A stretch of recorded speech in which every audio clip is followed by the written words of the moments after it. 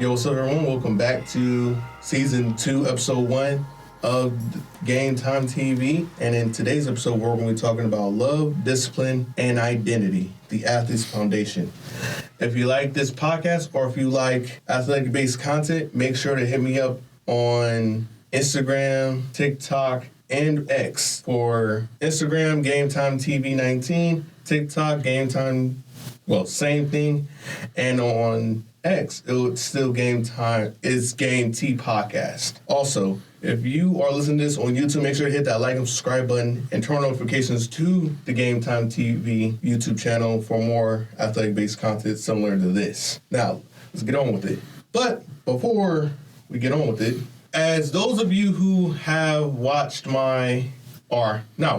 listened to my Season 1 podcast, that was me when I was 19 and I was at Iowa West. Along with that, I have co-hosts now. But I only have one of my co-hosts in here right now because, a couple of them are busy. But you know what? He's a very good friend of mine, a person that I met when I transitioned down here to Lincoln. And we're also in the same Bible study group together. We play flag football together. And you know what? I'm genuinely glad to be one of his friends. David, would you mind telling people in the world, everybody else, your name, the sports you played, how did your sport, or the sports you played, how did your sport shape your identity and relationships, and how does it affect your view on relationship? Yeah, so as Crip said, my name is David Magnuson. I am from a small town called Grays Lake, Illinois. Sport I played mainly for my whole life was basketball, but I've also done cross country and volleyball. And I think with how it shaped my identity, it's definitely taught me it's taught me humility, for one. One of the main things that athletes do is, they like to gloat and they like to celebrate and they like to, put on a show. But it taught me how to just play my game and do my talking through my game and not through my words and through my actions. So humility for one, for sure. And then I think it taught me time management. So how to, balance school, homework, tests, while also being on varsity and having to deal with those late practices and, away games. It's also taught me about different people and where they come from. And I think just the different type of people I've met, just getting to experience that has been really cool.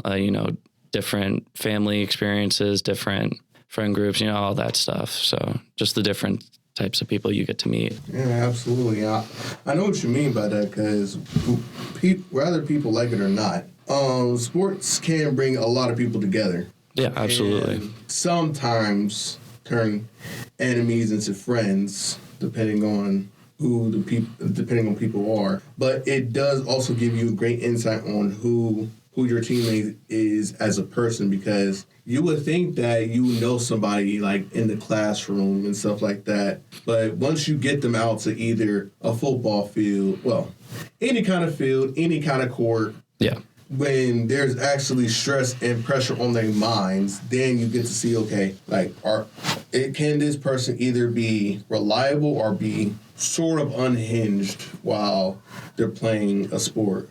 Because, I guess I give myself for an example. I'm a pretty mellow guy, but once I either get into a sport, there's a very high chance that my competitiveness will take over and, I can quickly become toxic. Or not toxic, but, unhinged. Yeah. Yeah, and as most athletes are. Yeah, most athletes become like that. But you know what?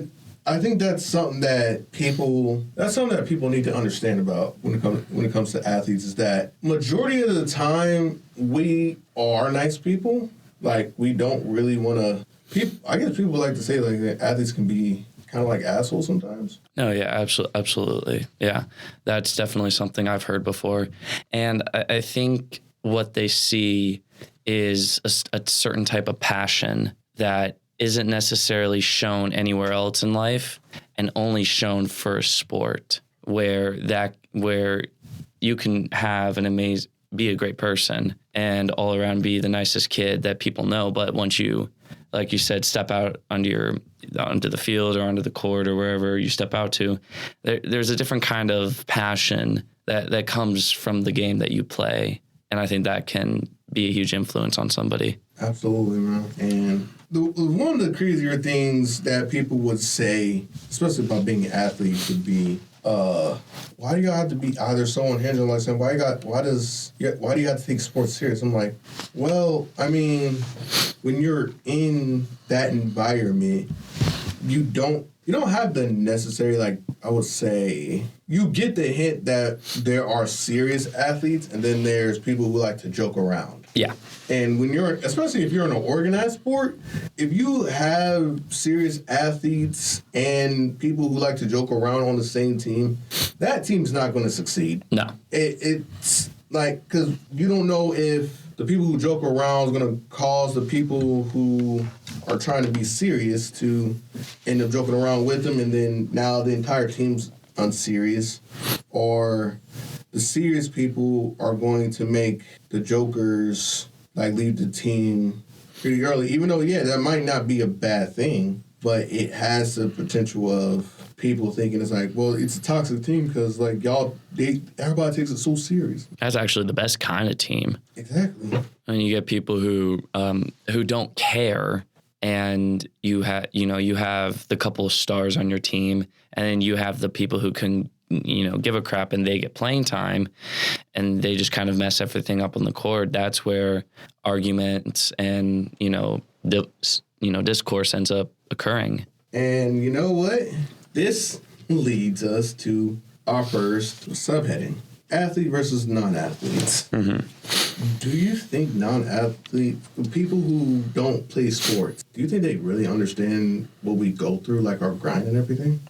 Yeah. There are definitely certain attributes in life that you can definitely say they do understand, because people can be a part of other clubs, like, debate, cooking, even like just grinding, like all the APs in school.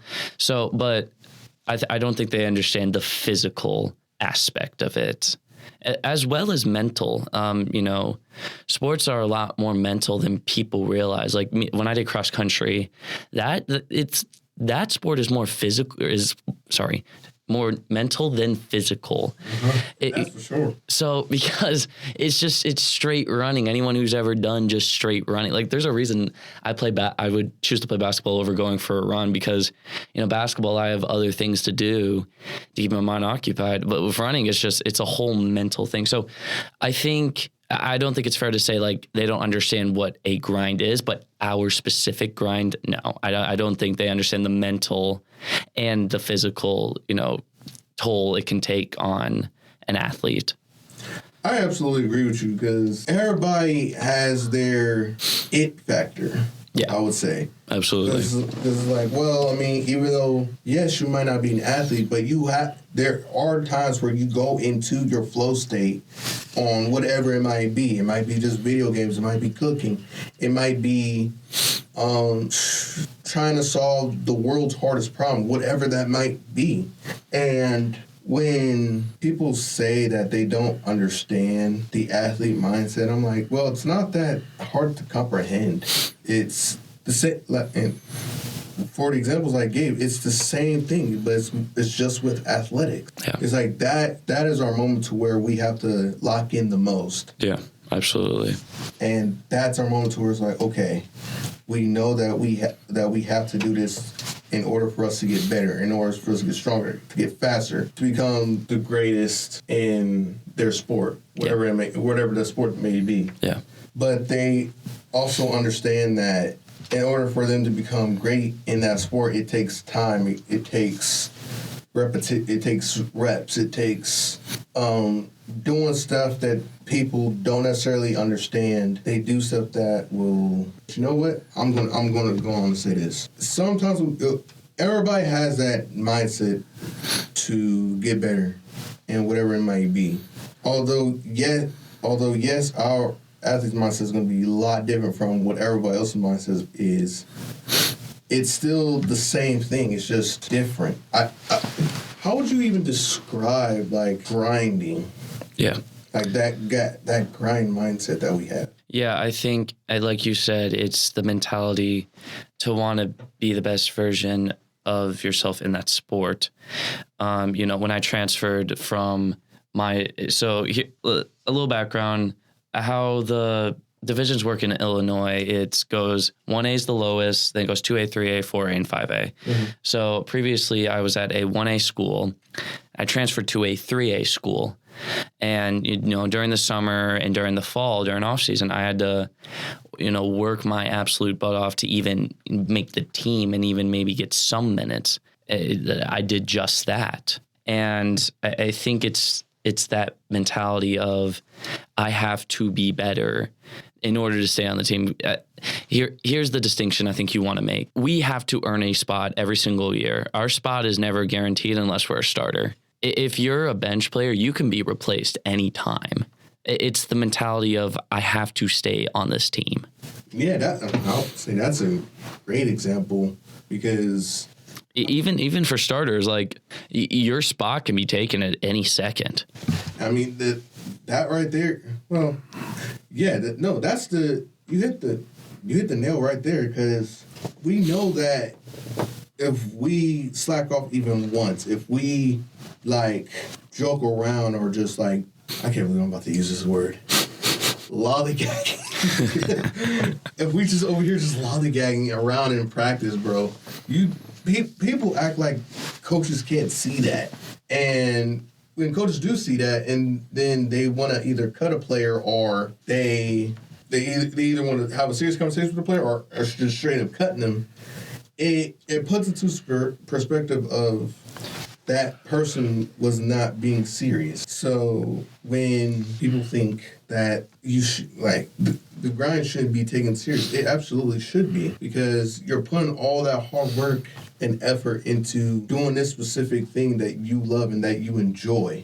And you don't want anyone else to take that from you. And I believe people who just don't play sports, they don't understand that pressure. Yeah, absolutely. I would agree with you on that one. Unless you want to count esports, maybe. Because I can see that pressure. Because I was on the esports team, but I can understand it a little bit. But it's not like you get cut. No, it's more like It's not. That's all mental. That's not the type of physical, and that's not the type of physical and mental toll to the degree actual athletes deal with. So I mean, unless they want to do competitive Wii Fit. If you were to, let's take Nebraska for example. If you were to take all the work that Sam Hoiberg and Price Samford, and all the effort they put in, and then put it next to our esport team. I mean, the effort, like it's 100 to 0. The effort's all on the actual athlete's side compared to the esports. There's no comparison. I mean, you got to think about it. Like you're getting up at 5, 6 o'clock every morning, morning lifts, morning practices, morning workouts, and then you got to go to classes, and then you have film, and then you have recovery, and then you probably have actual practice, student, like especially at a D1 level, student athlete at any level, you can go, D3 or NAIA even. It's like there's dogs at every single level. Absolutely. And like I'm gonna say this, and we're going to have to move on from it. But we want, like, it's important for us to get better every single day, every single week, every single month, every single year. And we sometimes can't afford doing stupid stuff. Yeah. We just can't afford it. Yeah, I agree. All right. So next question would be, that kind of leads to the next question. Do you think us as athletes hide behind us just being busy talking point? Because to me, I think that,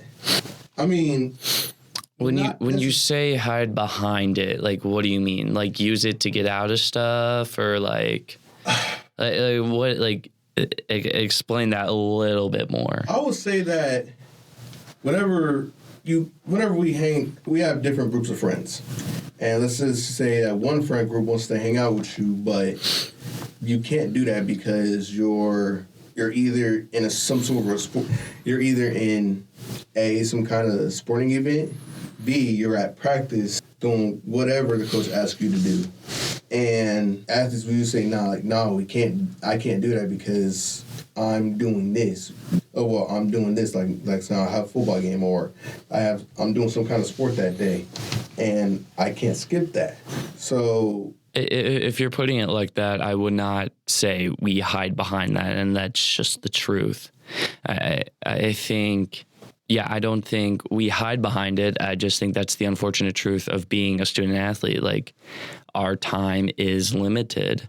We don't have that time. Mm-hmm. When I was dating my ex last year, like, the only times I could really hang out with her was after practice or after my games, and she was fine with that.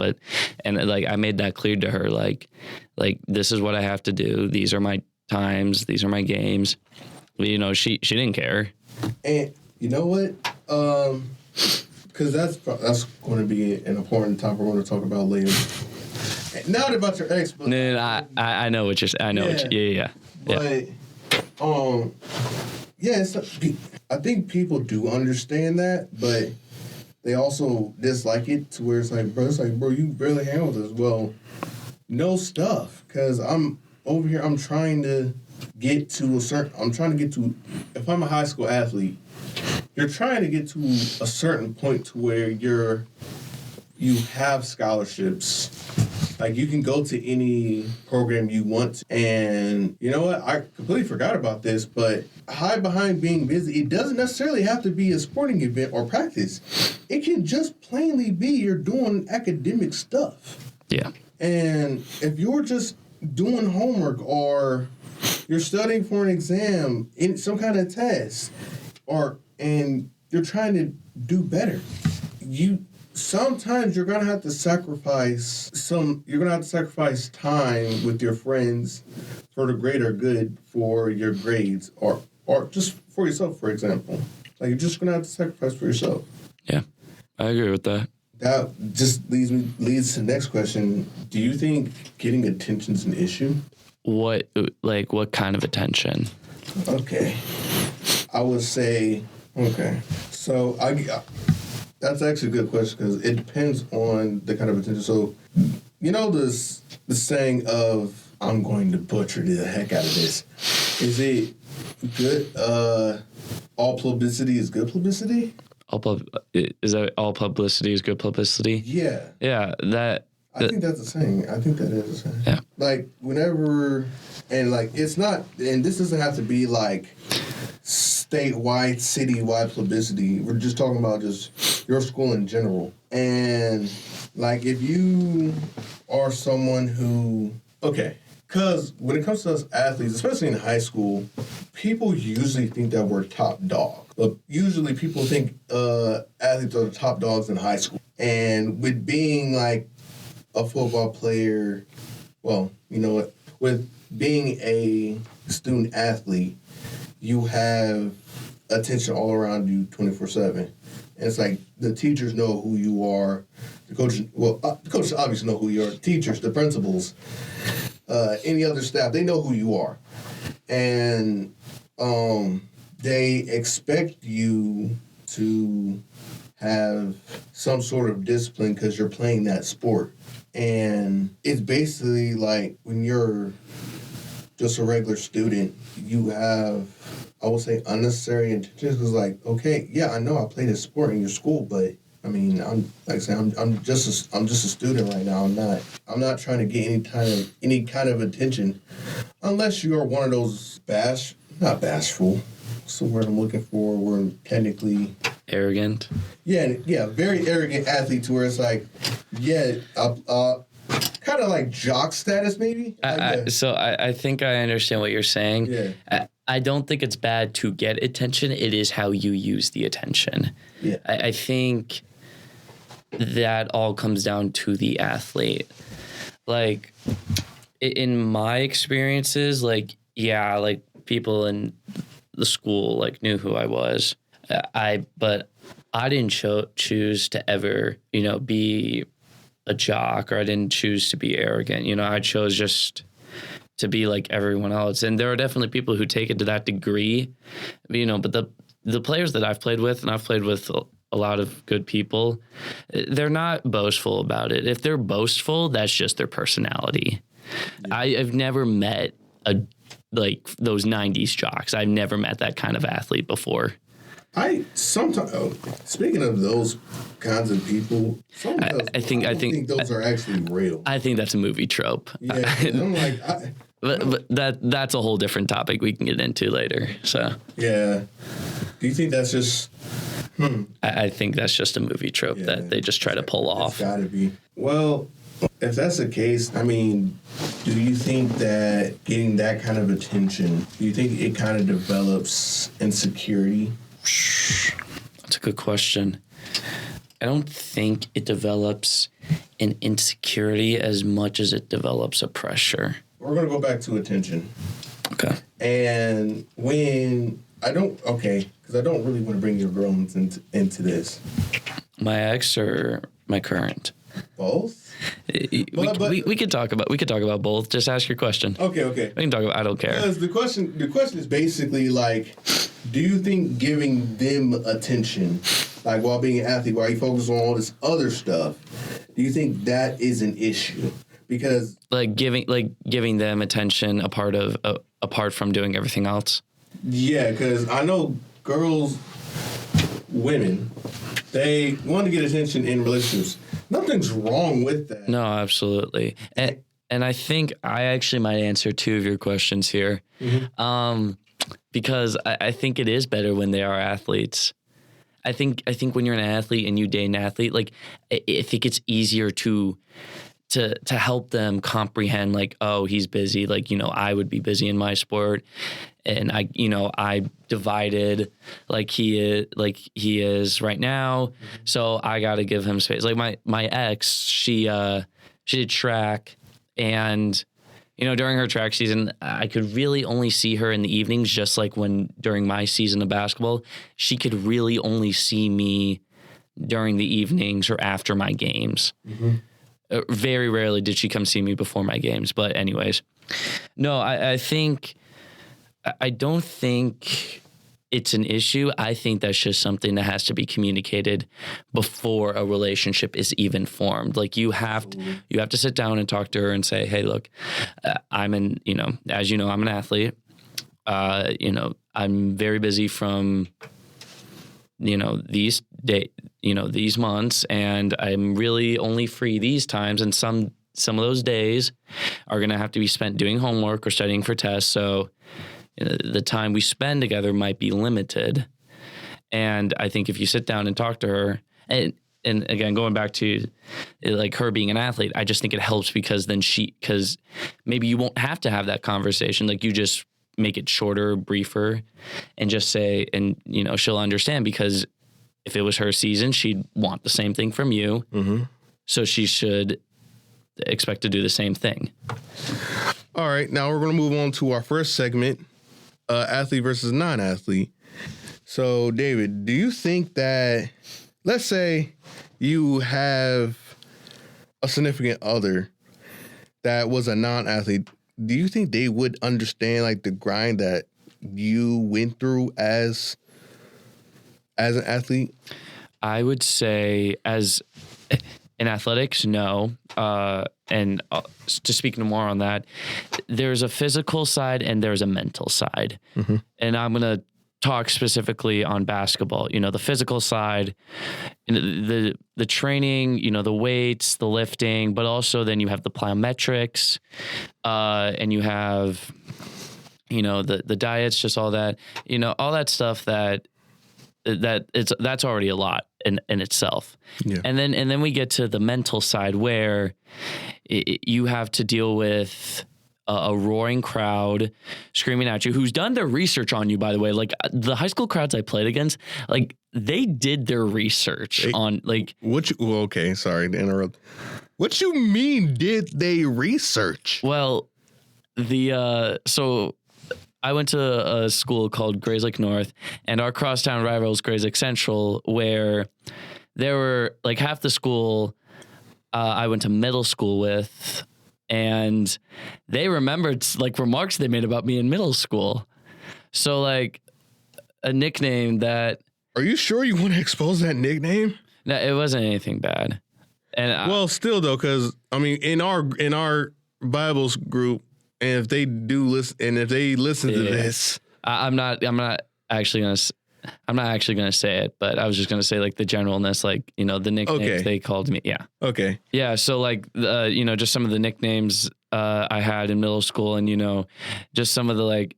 So I worked at Culver's my sophomore year, and there was this one girl. I don't know how I heard this specifically, but I was standing right by the opposing student section, and she screamed, "David, you served me my Culver's. It was freaking delicious." But it was like remarks like that where it's like I don't even remember this happening, and like they go so deep into like a mental research. So that's just one of the mental aspects. And then you have, the pressure of performing. Mm-hmm. And then you have your own student section. You want to do well for them. Mm-hmm. It's all about your school spirit. So I don't think non-athletes can truly understand, because you can understand. Like if you're a weightlifter, you can understand the physical, but not the mental. Mm-hmm. If you're, an only student, you can understand the mental, but not the physical. So either way, non-athletes can understand one component and then not understand the other. Because we also then have to do well in school too. Like we're held to a higher standard. I remember last year we ran, I forget what they're called. They might have just been suicides, but we ran suicides because, we had people failing classes. Oh, I had teammates failing classes. So it wasn't only me who had to do well in school. Our teammate, I had to count on my teammates to do well in school. Mm-hmm. And when they didn't succeed, I got punished. So it's just stuff like that no, I don't think they understand, because we're not. Most athletes aren't just brain dead people. The predetermined like stereotype is like, especially like in Texas, like football schools, like, oh, the teachers like don't teach crap, mm-hmm. but they just pass the football students like even when they're like dumb as heck. Well, it's also just like something that like just people think, and it's just not true. The type of education we are held to as student athletes is a lot higher than normal people, than non-athletes. Yeah. That just brings like the next question that will pop up in my mind about, is there a way to let your significant other know it's like, okay, this is the process? Well, okay, actually, no, you talked about it, because you just said that if that should be established early on in the relationship, that the way how I think, the way how I move is going to be different. Yeah. And that's something when you want to get into a relationship with a non-athlete, which I'm not discouraging. Like I've seen it work out before. Absolutely. Yeah. But I think if you do want to date a non-athlete, you have to tell them, we may be able to hang out a lot right now, but when my sport hits, it's going to be late nights. If you even want to come hang out that late, some nights I'm not going to be able to hang out or talk because I have homework. Mm-hmm. And, the time we see each other might get cut in half for a little bit. And if you sit down, have that conversation, and they're able to understand, I don't see an issue. Like I don't think dating a non-athlete is bad. In my personal experience, I think it helps to date an athlete, because you don't really have to have that conversation, because they're an athlete too, and they understand the mental and the physical pressure. Yeah, I 100% agree with you, because, just because they're a non-athlete, that doesn't mean it's like, oh, well, they're not going to understand what I go through on a day-to-day basis. No, because I'm sure they're going to have their own things that they're thinking about on the side. And as long as you as an athlete, it doesn't matter if you're a female athlete telling this to your boyfriend or a male athlete telling this to your girlfriend. Be transparent up front. Like, let them know that, hey, like, I won't be available 24/7. Yeah. Like, there's stuff that I have to do, and I have a dream that I want to achieve. And for me to achieve that dream, there are going to be little sacrifices along with it. Yeah, absolutely. And I want you alongside with me 100%. But there are going to be times where I can't give all of my attention to you. Yeah, absolutely. And that just leads into the next question would be, like, do you think us athletes hide behind being busy? Like we can't do this with our significant other because we have some kind of sporting event or practice, or we want to keep our academic standards up. So then we have the leeway to continue to do our sporting events or practices. I don't think we hide behind it as much as we just put it as a priority, and then it's just a misconception that we hide behind it. I don't think there's any hiding behind it because we are just busy. There's no reason for us to hide behind it. Absolutely. I mean, I don't think, okay, you know what? I don't think there's a regular person that will just say that, well, they don't want to hang out with me because they always claim that they're busy. 99% of the time, or 95, they probably really are busy and they can't like do certain things with you. It's nothing against you. It's just, that's just how the process works, is that we're trying to make ourselves better, and that we're not always going to be available. To our family, we're always going to be available because, I mean, like, we got to do whatever chores or we got to talk to our family during dinner and stuff like that. Whatever chores that our mom or dad gives us, or we hang out with our siblings, stuff like that. But if you're a non-athlete and you're a significant other to an athlete, there's a good chance that they're not always going to be available, and you're just going to have to accept that. Yeah. But that also like puts into perspective of, let me make sure I formulate this. You can give your attention to anybody, but I don't think giving attention to your significant other as an athlete, that shouldn't be an issue. No, it's required if you're in a relationship. Yeah, it's required. It's just not going to be as frequent as they may like. Yeah. Because of what you are doing. And like I said, if you're dating an athlete, then it's going to go both ways. Mm-hmm. Because, there's going to be times when you're busy and there's going to be times when she's busy. Mm-hmm. And I think that's the most important thing, is having that mutual understanding. Like, we don't need to see each other all the time. And that's where sometimes dating a non-athlete, that can factor into that. Even you don't even have to date an athlete of the same sport. Like, even dating like someone who does golf or track, which I don't think take up as much time comparatively to other sports, in my opinion. Mm-hmm. But only if we probably had like somebody who did. Well, I did track and field, but comparatively to like football or basketball, is like, does track take that much more time than than basketball and football comparatively? I will say yeah. Track takes more time. I won't say more time. I will say around the same amount of time. Okay, then maybe I'm just wrong. Because like, you do have to, whenever, either if you're running or you're throwing or something like that, or you're doing an event, there's, like I said, there's a lot of repetition with technique. Okay. And so you can say it's similar. So any sport in general, dating someone, any sport in general, they understand the time commitment. I'm sorry, esports, for dogging on y'all. Esports probably this is going to be the different one. I don't even count esports as a sport. I'm gonna be honest. That's a hot take, but I don't count esports as a sport. Okay. It's a hobby, sure, but I don't count it as a sport.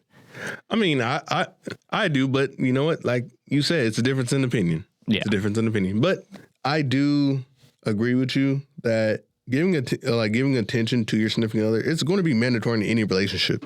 But if you're a non-athlete, do not ever, and this is like kind of like a dumb movie stereotype, but and I hope no person does this in real life, but that stereotype of you give that sport more attention than me. Yeah. Like, don't ever do that to an athlete, because that's the quickest way an athlete's going to look at you like, oh, okay. Like, you don't support what I'm trying to do. Yeah, I agree with you on that one. The minute you start using your partner's sport as ammo to say, oh, you're not spending enough time with me, that's when you're going to lose an athlete. And you're like, nah, don't try to compare yourself to the sport. Yeah. Because, yes, the sport is... It's more time consuming. Yeah, it's time consuming, but... Obviously, a human being is more important than any activity. Exactly. So, but like they're putting in all the hard work and stuff like that to make themselves better. And you just saying that, well, you saying you're giving that sport more attention than you are to me is basically saying you're more focused on yourself than you are focused on me. Yeah. And essentially, it's kind of like, why don't you want me to focus on myself? Why does it have to be you? Like, yeah, those types of like ultimatums. Yeah, it's like, why does it have to be you? Like, why are you putting this choice in my head? Yeah, like, I mean, we already talked about this. It's majority of relationships are not going to be like this. They shouldn't be like this, not at all. And if you are in that kind of relationship as an athlete, that's not a relationship that I'm going to be honest with you guys and females out there. That's not a relationship that's going to last at all, because that's basically manipulative. And if you're having somebody around you that is going to try to manipulate your relationship to where it's like it's either me or nothing, I'm not going to lie to you. I'm not going to lie to y'all. And I hope, and David, I believe, is going to stick with me on this. The nothing is better, because there ain't no... I think, and again, this is just about relationships in general, but any ultimatum is bad in general. Mm-hmm. You never just give two options.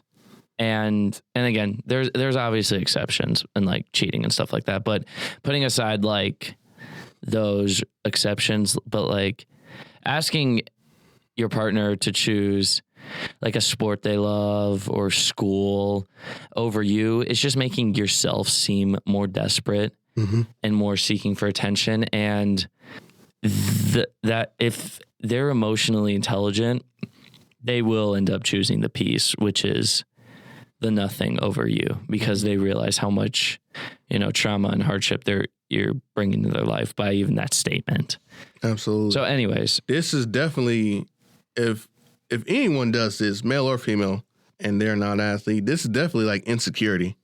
Like, insecurity can be natural because, like I said, you're not giving as much attention, but this is where we're going to refer to, as what we said in the beginning, this is something that both of y'all going to have to be transparent about. Yeah. It's like, I love you and all, but I'm doing this and I'm taking this serious. Yeah. So I'm just letting you know ahead of time that my attention might not be on you 100% of the time. And like you said, if they show emotional maturity, I think that's the best way to avoid it. Yeah. Is just talking about it. Absolutely. And if the person is mature about it, then all is well. You know what? I think that's a great way. That's a great segue into athlete dating an athlete. Okay. Because, I mean, if we look at that next question, have you seen relationships build or distract athletes? I mean, we just talked literally, like unintentionally, like we talked about how it can be a distraction, and those ultimatums, like, is literally a distraction. Yeah, so I think so. The ultimate, and again, the ultimatum stuff. That's the relationship ender. I don't think that's the relationship distractor. Mm-hmm. So I've seen it go both ways. Mm-hmm. You know, people say, "Oh, you know, he's dating someone. You know, he's not as seriously committed to his sport." I'd say, for me personally, it was quite the opposite. Actually, I actually became more calm in my sport, and it helps me to focus actually more. It's how, and again, this isn't a clear-cut answer. Like there is no clear-cut answer. It depends on the person. It depends what you choose to prioritize. Mm-hmm. And again, that can be difficult. But I think if you're an athlete and you're serious about your sport, for the time period that you have to prioritize your sport. And for the time that you then have, you can then spend that time however you want, whether that's focusing on homework or, you know, spending some time with your partner. But also with that, coaches don't really, especially high school coaches, they don't really care. They just need, they need your time. And if you can't give them that time, they're going to go find someone else who can. Yeah. So they will have, and so you can prioritize your partner. Like you can skip practices to prioritize your partner. The coach will find someone else to take your spot. Mm-hmm. And again, going back to what we talked about with athletes, where there's a constant pressure of competing to not have your spot taken from you. And that's one of them. And having a significant other or a partner can become one of those issues in getting your spot taken away. Mm-hmm. And again, if you're just, you know, there to have fun and you prioritize your partner over your sport, then it shouldn't be an issue for you. But if we're just talking about players who take their sport seriously, I don't think it will be a distraction, because they wouldn't date someone who doesn't respect what the type of grind they have to do in their sport. Absolutely. And like that just overall, it's just like having that balance. Yeah. Is just very important. It's like, yeah, I'm going to give my attention to you, but I'm also going to give that same amount of attention or even more attention to my sport. And it's just being transparent about it. Not going to lie, because whenever I was when I dated my ex, and this was like way after football season, but you know, this was during track and field season when I was dating her. She completely understood what I was doing, and she knew that I couldn't give all that time to her. But even though I couldn't give that time to her, I still made an effort. I think that's one of the more important things. Like, as long as you give an effort, yeah, to show that you appreciate the person that you like or love. Yeah, absolutely. Like that goes a long ways, and that's how you can build a relationship. Yeah, I agree. Like as long as no one on both sides is being pushy about it. Yeah, that's where you will get that Drake May love story with his girlfriend or wife now. Yeah, from middle school through high school through college till now. Yeah, I think they are a great example of understanding what they have to do, especially her to him, her understanding what he has to do to become who he was. Mm-hmm. Now, you know, she's marrying him, and from what I see, it looks like those two could not be happier. So I think they are definitely a great example to great communication and prioritization. Absolutely. Well, that also leads to that next question before we move on to our next segment. What do you think is like a distraction that student athletes should worry about when it comes to relationships with non-athletes? I think a distraction, I think it's all time. Well, okay, I'm going to specify this. It doesn't matter if your significant other is a student athlete or just a regular student. What is a distraction that student athletes should worry about when it comes to relationships? Yeah, it's spending more time and then getting worse at your sport. It's the prioritizing the relationship, and then you then lose your athletic drive. Mm-hmm. And I know that sounds really sucky. Like, hey, what's wrong with spending time with my partner? Well, if you're serious about your sport, you'll understand that, like, yes, I love spending time with, my partner, but I still have to give more time to my sport right now because I can't. There's only 24 hours in a day. There's only so much more I can do in a day, and then I still got to do school. Mm-hmm. So, and it's not just about practices, about, even if you do after practice workouts or morning workouts or whatever you may do, weight training, whatever you have to do, it's fitting that time in. And if you're then giving up that time to spend more time with your partner, okay, cool, but you're going to lose some athletic drive. Yeah, absolutely. You know what? Yeah, I have one right off the bat. If you are an athlete's significant other, don't be doing stupid stuff. And what I mean specifically is like you knowing that your boyfriend or your girlfriend is one of the more popular persons in school, but that doesn't mean you have to act like you don't have to act like a turd about it. Like that, and that's putting it as softly as I can. When you're an athlete's significant other, you have to understand that you can't just act like you can do whatever because like you're with them, because that's not how it works. Because you're gonna make him look bad along with you if you're acting like you are untouchable in that high school, or you're an untouchable in that middle school, or you're untouchable in college. That's not how that works.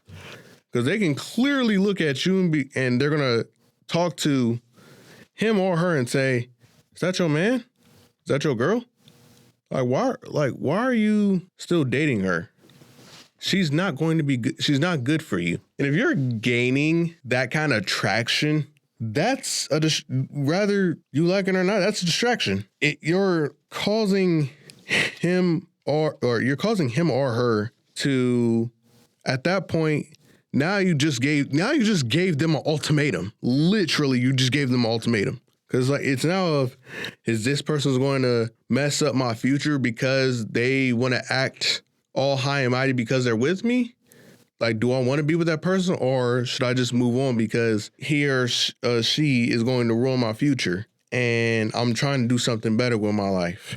So now those are times where it's like, okay, now it became an ultimatum because you enforced it. That kind of indirect ultimatum. Yeah, it's like you forced that. Yeah. Yeah, I agree with that. Yeah, I can attend to that. So that's what I would say. That's like a very big distraction right there. And I said this earlier. It's like, it's not about just non-athlete. This is, even if it's an athlete to athlete. If you're an athlete dating another athlete and you are doing this kind of stupid stuff, that even looks worse on you. Because why are you doing this and you have your own priorities, but you want to do all this? You want to act high and mighty because, well, I'm untouchable at this school. Says who? Last time I checked, the athletic director can kick anybody out of their sport. Last time I checked, your coach can kick you out of your sport. You are not untouchable. No one is. No one is untouchable. All right, so now we're going to move on to athletes dating other athletes. Talking in our previous segment, both me and David agree that it's easier to date an athlete because they understand what you have to go through because they're going through the exact same thing in their sport. And since they're going through the exact same thing, it literally goes hand in hand to where you both know what you need to do. You both know the priorities. Y'all both know your motivations. David, now, I never really have experienced this, but have you ever, whenever you were dating your ex, have you ever experienced like some kind of like ego, or you were in a competition with them? No. Was I in a competition with her when we went like mini golfing and bowling? Absolutely, yes. But no, I was never in competition with my ex because there was just no reason to be. We both respected what we did in the sports that we did, and we kept it at that.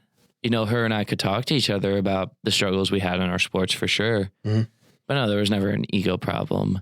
And I think for most athletes who date athletes, I don't ever think that's really a problem. At least for me and the people I've seen date, I don't think that's ever been a problem. I think it's been other issues like time management. I think it's been stuff like that. Yeah. But in terms of like ego related, like I'm better than the other, I cannot say I've seen that a lot. I have never seen that either, because it's like, why are both of y'all having some kind of ego on what is a better sport or who competes or who's better? Yeah, or just who's better in general. Why are y'all having this discussion? Because like y'all both are athletes. Y'all both have that same kinship. Y'all both have that kinship. Yep. Why are we debating on who's a better athlete right now? Yeah. No, I agree.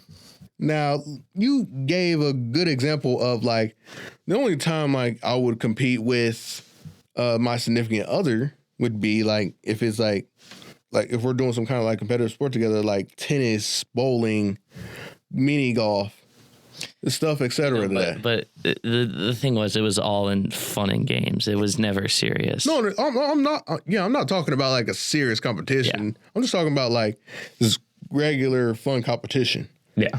But a serious competition in that relationship? No. I don't see how that thing lasts. No, it won't. Like that makes zero sense to like compete with your partner like that. It's like, how does that? And the other thing is, the other question would be, how does that help your relationship? Yeah, it doesn't. It's just, I believe that just causes like random tension. I believe that will cause just random tension. Now, I'm not gonna lie to you people, because everybody says like in a relationship, like there are sacrifices, but when it's an athlete dating another athlete, I don't know who sacrifices in that relationship, because like y'all both have like that sacrifice of time management and you focusing on you're focusing on your sports above all else. I mean, the who sacrifices question, I would say it's like pretty equal. Yeah, there's equal sacrifice. There's equal sacrifice in every relationship. Mm-hmm. So, or there should be. I can't say there always is, because there's definitely relationships where, someone sacrifices more than the other on both sides. But in an ideal relationship and in a normal high school relationship, I would say there's equal sacrifice, especially for both athletes. Yeah, 100%. Like, it makes no sense to be like, I want you to sacrifice everything to be with me. No, that shouldn't be in any relationship at all. The next question would be, can two ambitious people coexist? The answer to this is obviously yes. Yeah, absolutely. My parents are a great example, both super ambitious in what they did. My mom knew exactly what she wanted to do. And so did my dad, when they met. Mm-hmm. I believe that if you're not ambitious about what you want to do in life, then don't start a family. Yeah. If there's no ambition there, then you're not ready for it, because you have to have ambition. So. I mean, yeah, absolutely. Yeah, I mean, if both of y'all are athletes, y'all already have some kind of ambition already. Yeah. So the answer to this is like, no stuff, Sherlock. Yeah, absolutely. You're like, yes. Like, yeah, absolutely. Like, y'all can coexist. And this goes right back to ego and competition. Nobody's ambition is bigger than the others. Yeah. And if it's like that, then we both said it's not going to last long. Yeah, I agree. Now, let's move on to the next thing. Does competitiveness spill into dating? In a fun way, yes. In a fun way, yeah. But if you're seriously being competitive in your relationship, seriously, come on, give it a rest. Yeah. So it obviously can, but should it? Probably not. No, it shouldn't. All right. Because we already talked about that at length already. Yeah. All right, let's move on to our next segue into identity and stability. This right here is good. This is a tough one. So, because whenever I made these questions, it had me even think about like, Yeah. And yeah, so ask the first question. So the first question that I proposed to my co-host here is playing your sport your identity. It can become that. Can it become your identity? It absolutely can. It absolutely can. It absolutely can. Because I've seen a lot of players who they get done with their sport and, it's senior year, senioritis kicks in, but they start like just looking like a completely different person, start acting different, start behaving weirdly. And I even felt that like when I finished when we lost in our regional championship last year for basketball, like it hit me all at once. Like that's it, 12 years and I don't get to play organized basketball anymore. Mm-hmm. Because I didn't go to college for sports. Mm-hmm. But it just hit me like, basketball was such a huge part of my life and it was part of my identity, and losing that in a sense lost me a little bit of myself just because that's what I did for so long. But did I become depressed? No. Because I moved on to focusing on what I had to for the future. And that was college. But I feel like a lot of athletes, when their sports gets done and they're not doing it in college, can move to other things that aren't necessarily healthy. Like what? Yeah. I think a big thing is the fraternities. I'm going to speak on male specifically. I think frats can be that for guys because, there's the drinking and then there's the parties that like kind of helps you like lose yourself and lose control of yourself. And then, something that I've seen, so I ref and just the Greek A like matchups are insane. And like, in my opinion, I just think it's like the athletes who like stopped playing in high school and they're like just reliving that through the frats and through doing intramurals. Mm-hmm. So I think that can partially be because in my opinion, I don't think frats are an amazing waste of time. Or I don't think frats are a good usage of your time or money. Mm-hmm. Oh yeah, money. Don't even get me started on the money. But that can be a topic for a different episode. That is a topic for a different episode. But just going into stuff like that, I just don't think it's healthy. So is it? And I'm not even going to say like it's not natural to feel lost because you'll feel lost. Like you'll definitely feel like a part of you is gone because that sport is done, and that's normal. Mm-hmm. Like especially if you've been doing it for a long time. But it's just understanding that there is a next part. Mm-hmm. This is not the end of the world. You're going to make it through it. Absolutely, and I can contest that as well because, in all honesty, I didn't finish my senior year of playing high school football. And that will also be a story I think I might have talked about maybe on the last episode of season 1, but I don't remember. I don't remember because 1, that was 2 years ago, and 2, that's not something I just don't want to dive deep on. But I had always prided myself on I'll play football, and I didn't play any other sport. And when people look at you, they're like, "Oh yeah, I can definitely see a football player out of you. I can see you playing this position or something like that." It gives you like, aha. It's like, see, this is what I'm supposed to be doing. No, and you just talked about this. Like especially if you're a senior, right? To all the seniors out there, if you don't have a scholarship by the end of your senior year, by the end of your senior season, because by the end of your senior year, you should probably get something else, like an actual academic scholarship. Please keep that in mind. But at the end of your actual senior season, if you don't have a scholarship, it's time. Yeah, you can claim that. This question, to be honest, is basically like, what's it called? Do you want to live in the past? Basically, it's kind of another form question like that. Yeah. And when if you're currently a high school senior, I'm letting you know right now, just when your season is over and you don't have a scholarship to go play your sport at a higher division than your high school, it's time to move on with your life. Like, don't spend all the rest of your time in high school thinking about, I wish I had one more season or something like that. I mean, yeah, you can have that, and like that's completely normal.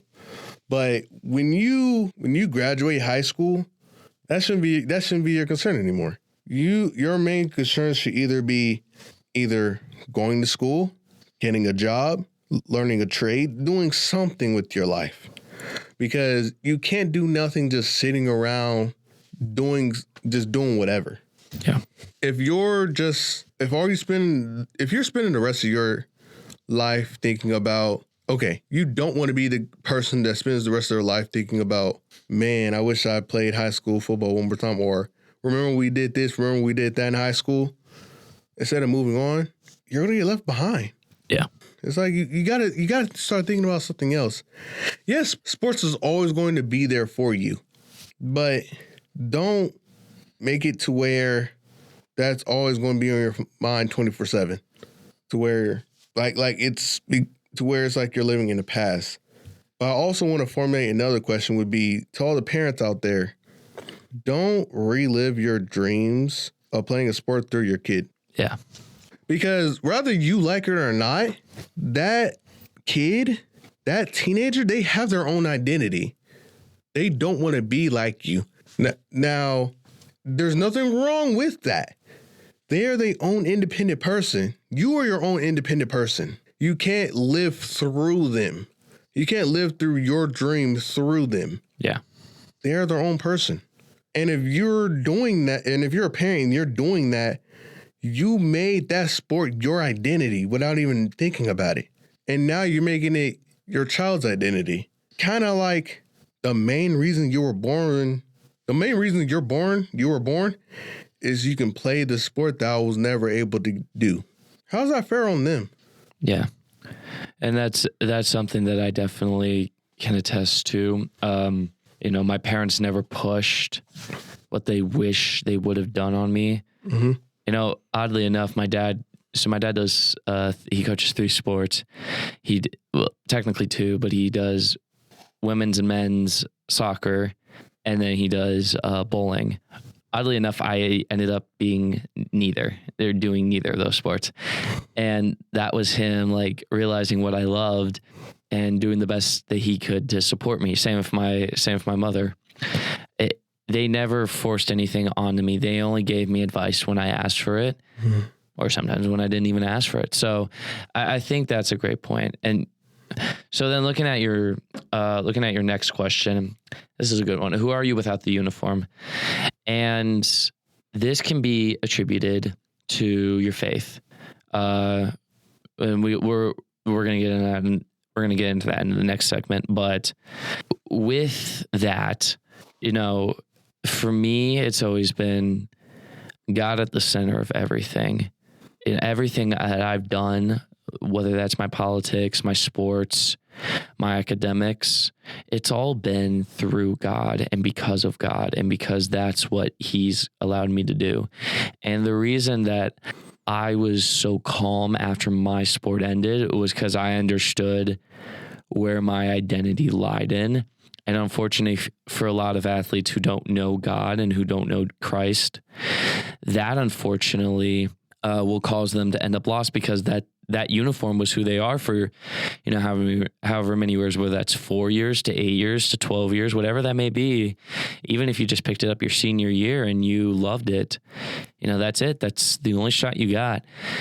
But it's that understanding that God is in control of everything, and letting His gift and letting the abilities He's given you flow through you.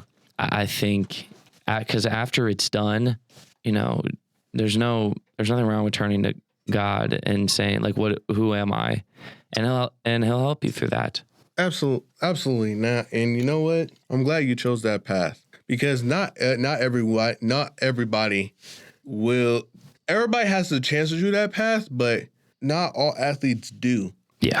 Because they think the fame is more the fame, the money is more important than reading the Bible, than learning about Jesus Christ. So, and like you said, it makes them wonder after they don't have that uniform on anymore.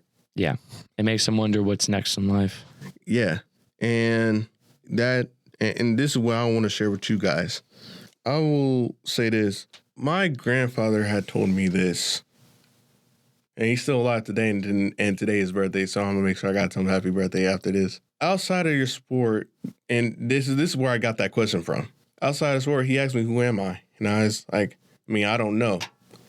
And he said the simple answer is you're Loren Cribbs. Don't make that sport your main identity. That should be the same question that every athlete listening to this podcast should question themselves. Who are you outside of that uniform? Who are you outside of that sport? Like, what are your morals? What are your values? Yeah. Yeah. Not letting your sport determine everything is important in life. And I think because I used to do this as well, and it's not necessarily a bad thing, but whenever I would need a distraction from the world or just from my life, I would go play basketball. And, I still do that sometimes. And that, like, basketball is always going to be there for me, but definitely when it ended, it definitely did leave a little bit of a hole where I was like, okay, where am I now? Mm-hmm. But because I didn't make my sport my full identity, I still had my morals. I still had where I stood on everything. I still had, the things that were important in life. I understood what was important in life. It didn't break me too much. Yeah. And I kind of had that process as well. Even though it's like I walked back to Christianity a little bit later. Well, it's now, but yeah. Once I stopped playing football, it did make me realize, like, okay, who am I as a person? Who am I as an individual? Yeah. And the next best thing I took apart was, like, I did, not to brag, but I know how to cook. And I was the best student chef at my high school in 2022. And that's what I took apart from it. Dang, you're old. Dang, you're old.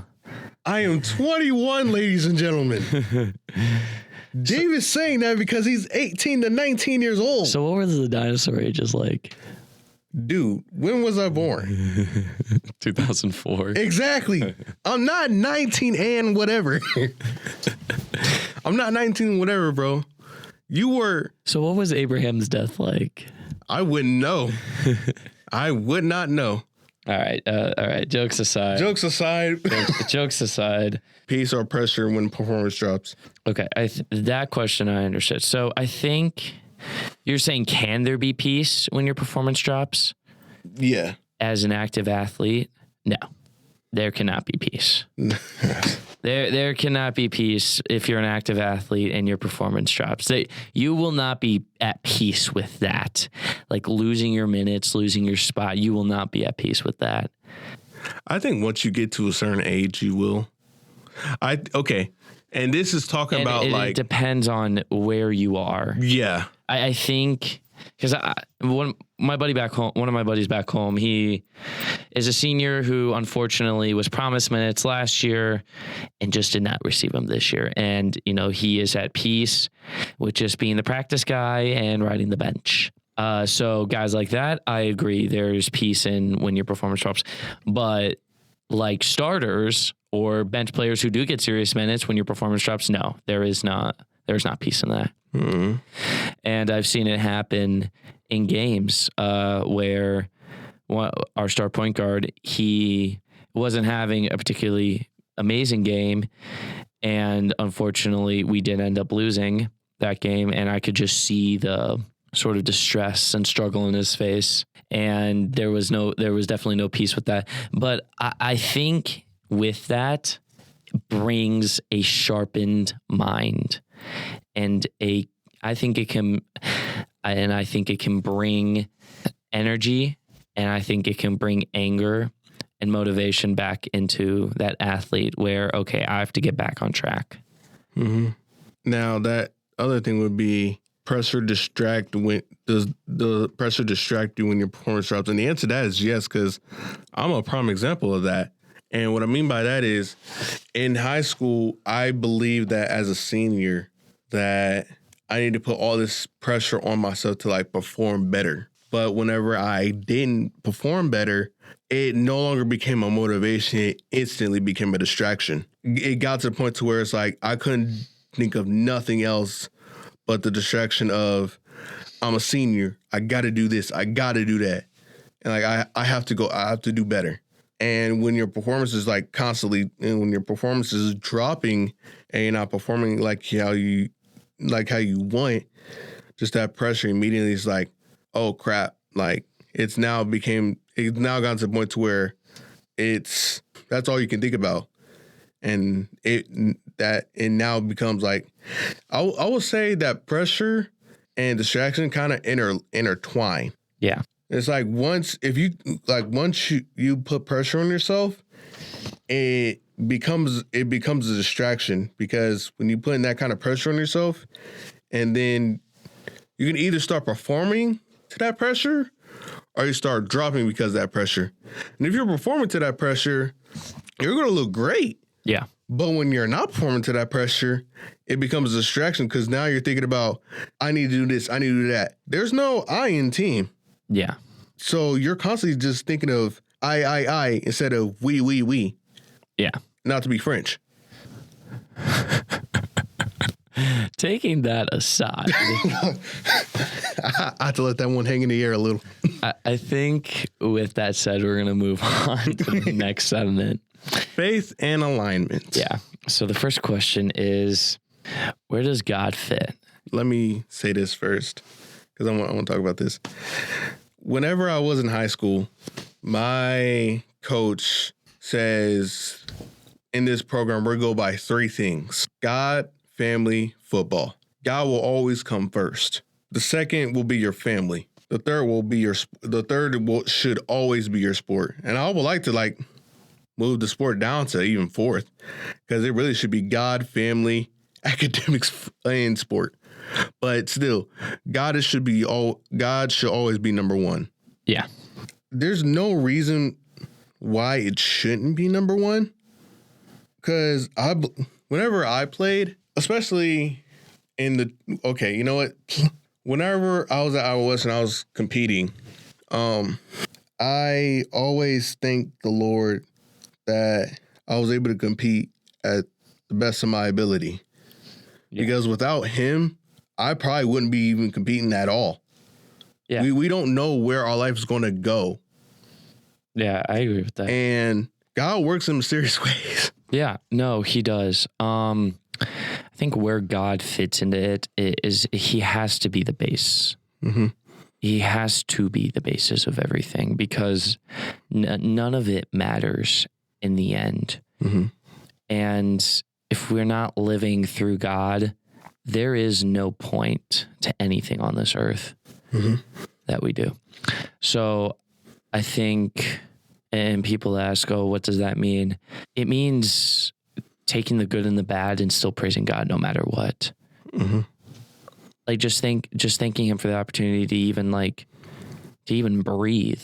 I mean, like, he can take our lives within a second. Right now a car could come crashing through this building and you and I would be dead. Like that can happen. I just put fear in Curtis's head. What are we doing here, Chad? What are we doing? But looks back. Okay. Anyways, but back to my original point, just even thanking him for the small stuff and just understanding that he doesn't have to give you this, that your sport is a gift. Absolutely. And if you start making it your idol, you will. Trust me, you will be punished for that. And he has no problem in doing that to help you come back to him. Yeah. And you know what? I want to piggyback off of him. For all the athletes out there, I know y'all are on either Instagram or TikTok. Y'all know the memes talking about God's strongest soldiers and everything. So think about this, because sometimes athletes can go without their career without gaining some kind of injury, some kind of injury in their lifetime. The chances of you not being injured playing a sport are very, very slim, because there's always a guarantee when you're playing. But people would always say, "God, why me?" Whenever it came to those injuries. Some people will say that. Yeah. Like, why me? Why do I have to be injured? Yeah. Why not you?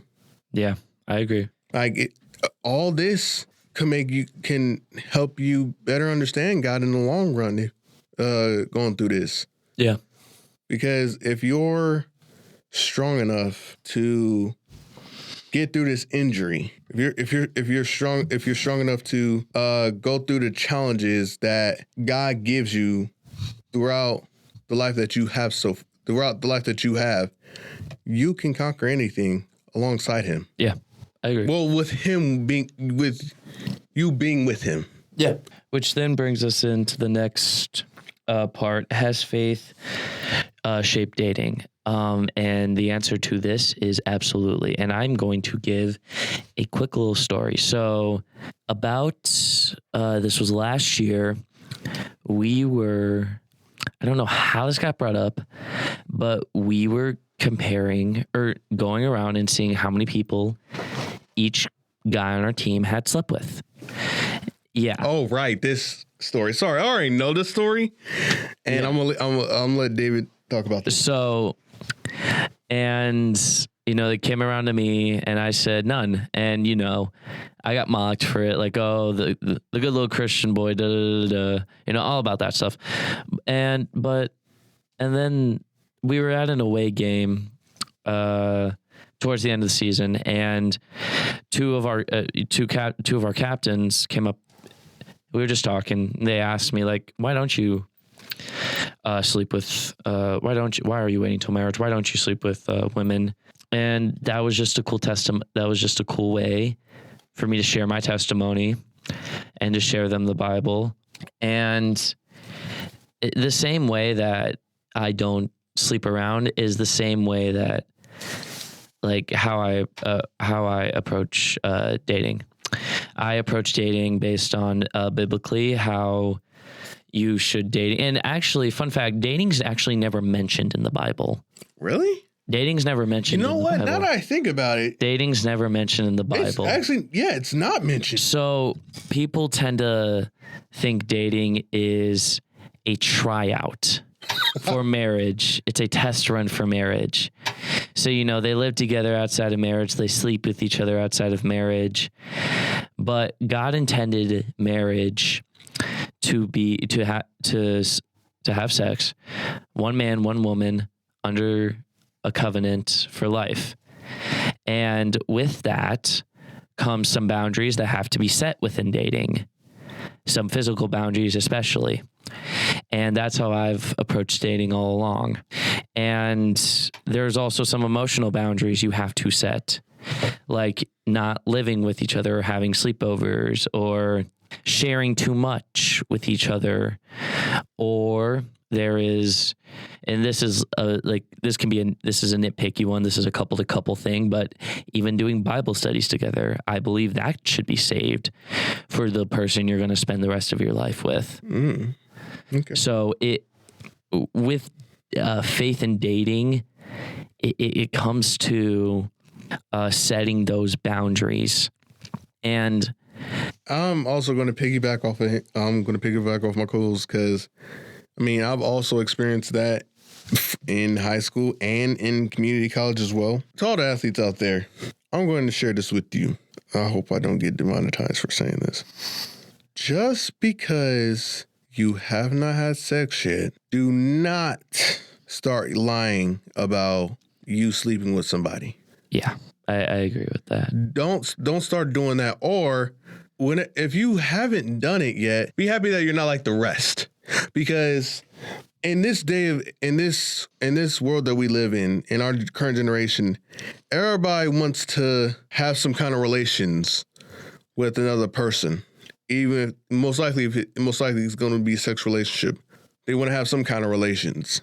Like it's like it has to be like number one. People forget that within relationships, God also has to be a part of it.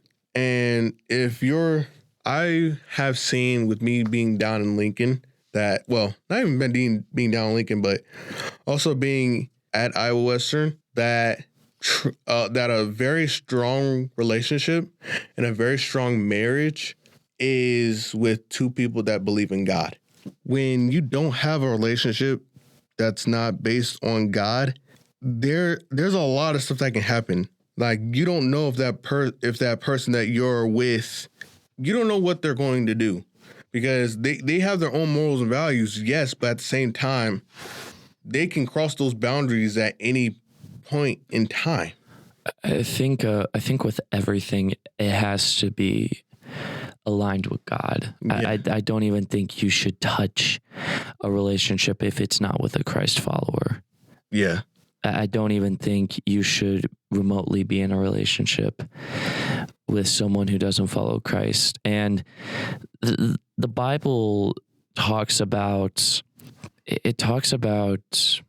equally yoked. The phrase in the Bible, it talks about in a relationship, you have to be equally yoked. Now, what does that mean? It does not mean they have to be on the same quote unquote spiritual level as you. But what it does mean is they should definitely have a similar spiritual drive. So, and what do I mean by that? Well, my parents knew a couple who, the man was, he was a Christian his whole life. He even went to seminary and did all that. He even became a pastor. The wife found Christ later in life, but she had a huge drive for Christ and a huge drive to, gain that information and to gain that knowledge of the Bible, and it worked out pretty well. So when I say equally yoked, I'm not talking about being on the same level. I'm talking about find someone with the same drive as you. Oh, okay. You know what? That's actually very good advice right there, for sure. And what I also like to say to that is, Dave is absolutely right. Athletes, when you want to be in a relationship with somebody, make sure that that relationship that you're with is with someone that has faith in Jesus Christ. Because dating someone that does not have that same faith, or don't have faith at all, it's going to be a problem. And you know what? It might not be, but there's always a chance. Yeah. The chances are never zero. The possibility of something happening are never zero in dating. Yeah. Which leads us into the next question of, has God removed someone from your life? And I can definitely attest to this when I say I have had friends that unfortunately started wronging me, and when praying to God about it, it was made clear that I respect them, but that I do not make them more than an acquaintance in my life. And I've had, and since we're on the topic of dating, I have had girls who I've talked to who have their true intentions were revealed, and I ended up removing them because that's not what I wanted to be aligned with. So that's the quick answer. And again, I could go into stories upon stories about experiences with friends and past girls that I've talked to. But I think Cribs, you have an interesting story, because you've had someone removed from your life that you were actually very thankful for. Yeah. And you don't have to go too deep. It's not just one person. There are multiple people, but there was one person who I was friends, who I was all right with, but it wasn't anything about lust, but it was more about which of the 7 deadly sins or something would anger fall into. 7 deadly sins? Yeah, which one would anger fall into? Repeat the question. So, because I've had multiple people. Now, when it comes to lust, I did have, I think, one person that I just don't talk to like that.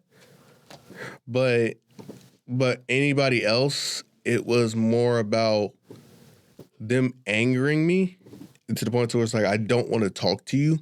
Because when it comes to people that are removed in my life, there are a couple things that's got to happen. Is either if you got me to the point to where you have genuinely made me angry at you, I don't want you in my life. And I've gotten to the point even now that I don't want to think of a woman in a lustful way, because I know that's going to be all bad, sorts of bad for me. Yeah. I not control myself at all times. Next question. If God isn't first, what becomes first? I don't know. And I'm gonna answer this with a couple of idols that, especially in our generation. Mm-hmm. So I'm gonna start out. We have lustful material. I'm not gonna say specifically, but that can be inferred. We have money. Mm-hmm. We do have sports. Mm-hmm. What else do we have? Power. Video games. Yeah, anything. I'm gonna say this. Anything in this world can be an idol. Yeah. Anything in this world can be an idol, which is weird to say. Your marriage can be an idol. Your kids can be an idol. Your family can be an idol. Like, that's just such a complex road that anything can become an idol, where if we don't do everything through Christ, none of it matters. It can all become an idol. Mm-hmm. And we have to avoid that.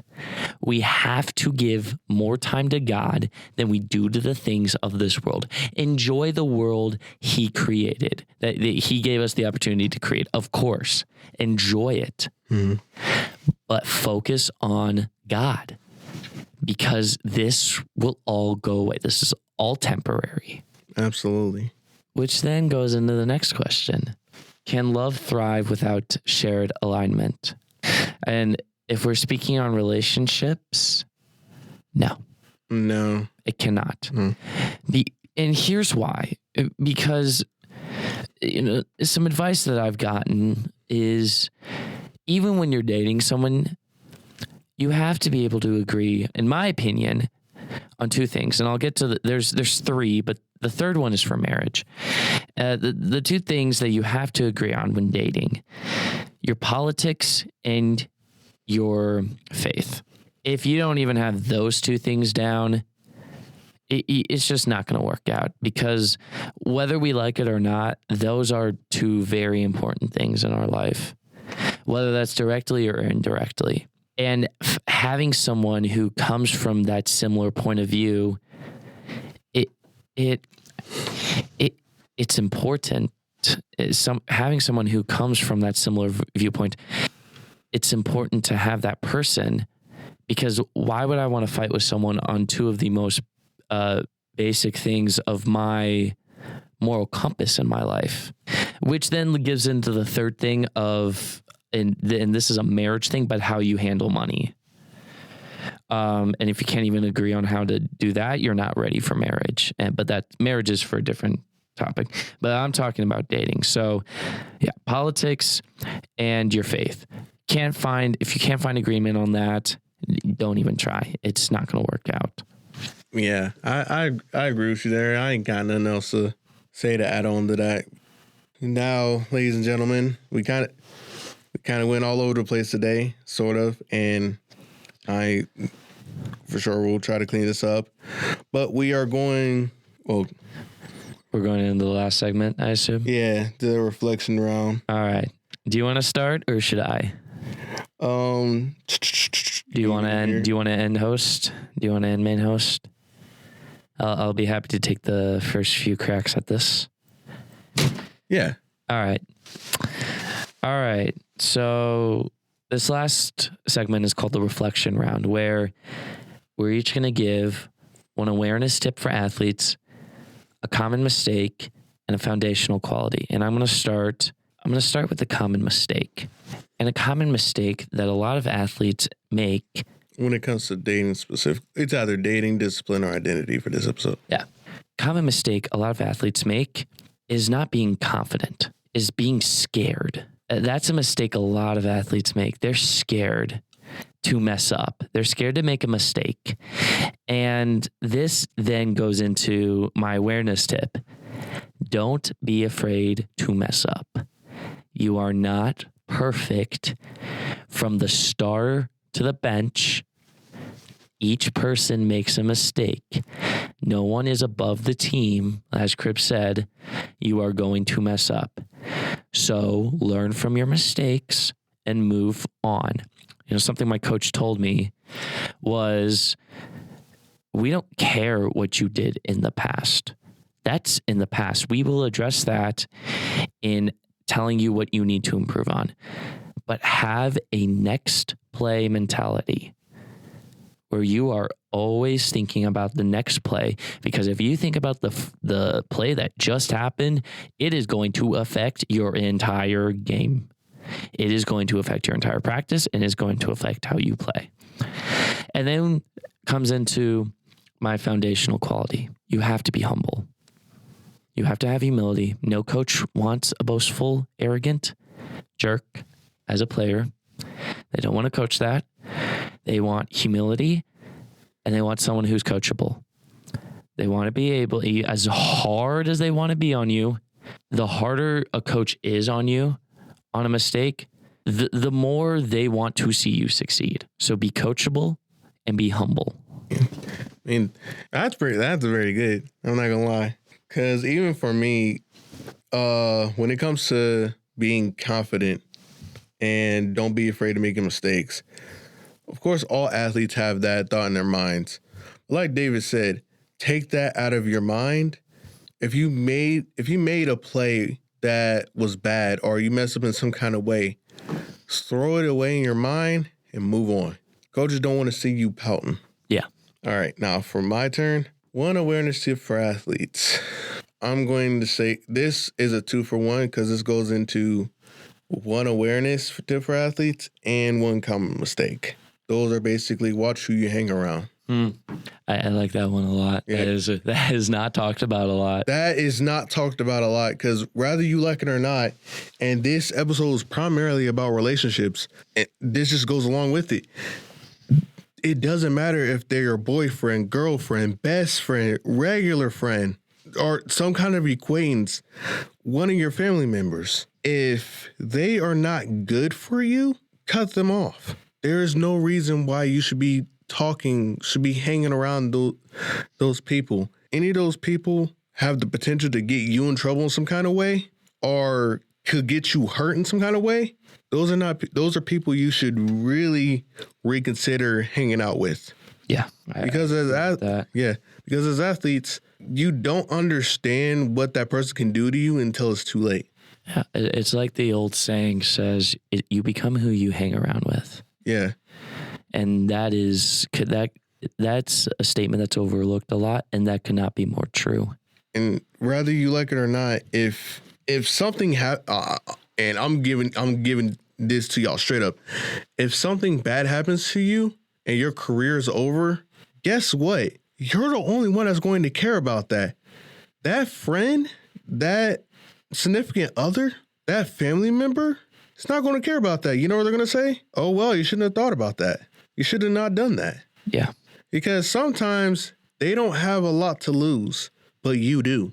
And that leads into my one foundational quality is surround yourself with people that are like-minded or have the potential to make you a better person. Because if you have those kinds of people in your corner supporting you, then you're going to take yourself to a higher level because you're going to have that support behind you. And you know with that support, that's going to come with encouragement and more ambition to get stuff done. That's what I have for the reflection round. But outside of that, ladies and gentlemen, that is it for this week's episode of Game Time TV. I appreciate you guys for listening to me and David. Hopefully we can get all of our co-hosts here next time. Make sure you guys check out the YouTube channel at Game Time TV the socials, GameTimeTV19 on Instagram, TikTok, GameT Podcast on X. Outside of that, I hope you guys have a very good day or a good night wherever you guys listen to this. See y'all later.